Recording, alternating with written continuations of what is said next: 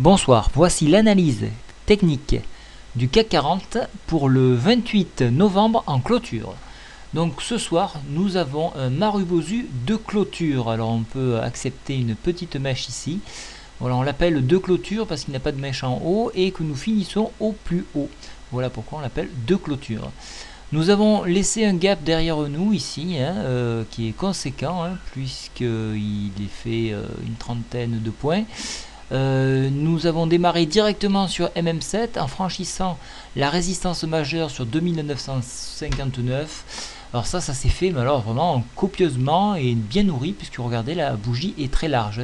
Je rappelle pour ceux qui viennent pour la première fois sur le site que je travaille en candle volume, c'est-à-dire que la largeur des bougies représente le volume de la journée. Nous avons presque touché la MM20, puis nous sommes arrêtés. Alors ce qui est très très fort, et ça je tiens à le souligner, ici là nous avons notre premier SAR haussier.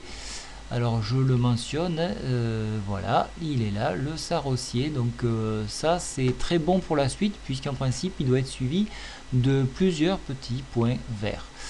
Alors, vu l'ampleur du mouvement, au franchissement de la résistance, tout porte à croire que le mouvement pourrait continuer.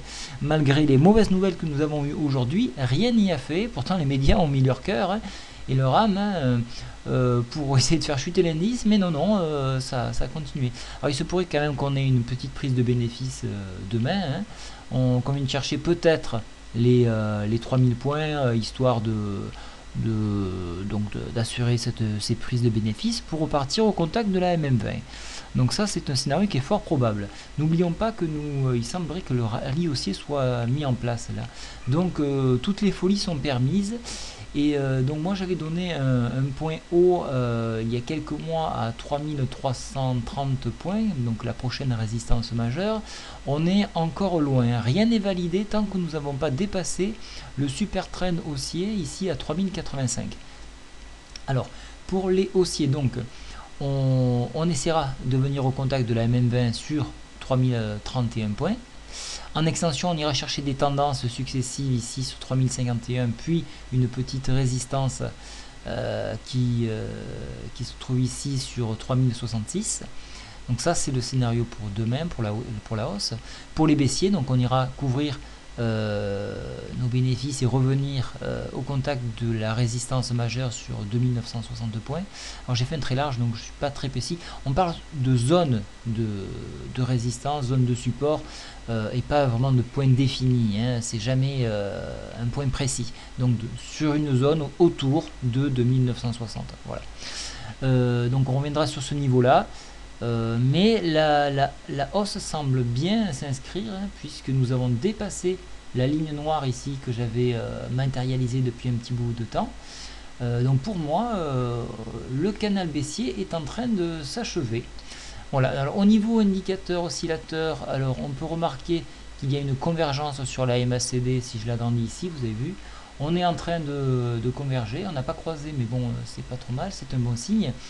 Le stochastique, lui, avait croisé la veille, et donc on sort de la zone de surachat et on va vers le haut. Alors je note ici un marqueur, parce que pour moi on va partir à la hausse. Au niveau du RSI, donc bon, on a de la marge à la hausse, comme à la baisse, mais bon, ça c'est pas un point utile aujourd'hui. Le RSI il est trop neutre, le William R trop neutre aussi. On notera que le rock'n'roll a tourné, donc il est dans le neutre, et le zigzag ici, je ne voulais pas mentionner, mais le zigzag est passé nettement à la hausse. Pour moi, je continue d'être haussier avec toujours un objectif ici à 3330 points. Voilà pour aujourd'hui, je vous souhaite une très bonne soirée et je réponds à vos questions par mail. Je vous souhaite une bonne soirée, au revoir.